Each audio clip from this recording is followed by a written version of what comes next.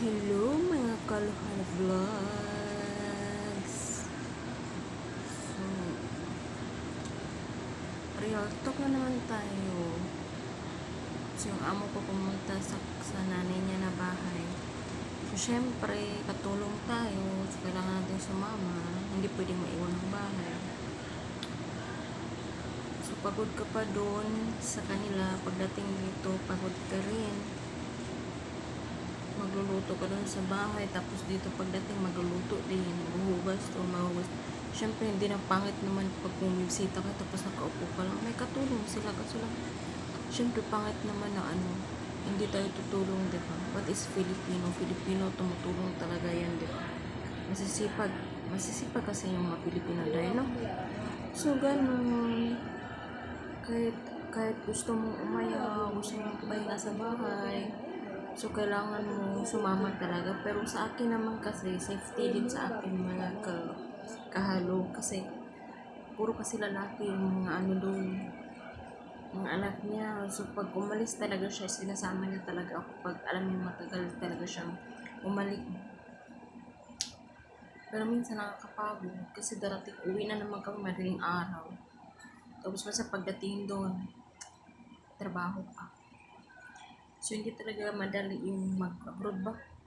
Mag-abroad ba? Akala, naninindot kayo na relax lang ba?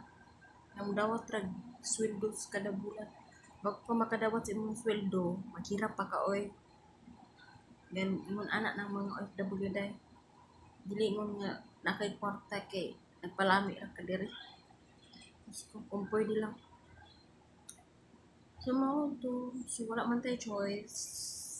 Kay nang-apply ta, nag-abroad ta, isang kapoy na may choice.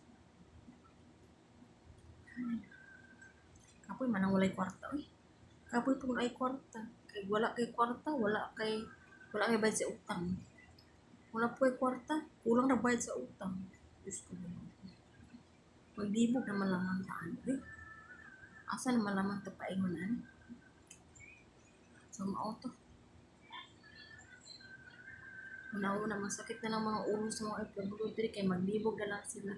Kung ganahan na silang mauli, o di na silang mauli. Ay maura man Japon. Walay kwarta, walay bayad sa utang. May kwarta. Bayad po, so at least makabayad sa utang. No? At least natin magmabayad sa utang, may kwarta ta. O po lele, kay sa pamilya. Pero, mga man yung mga atong mga rules na mga katabang, so laban lang ta habang buhay pa.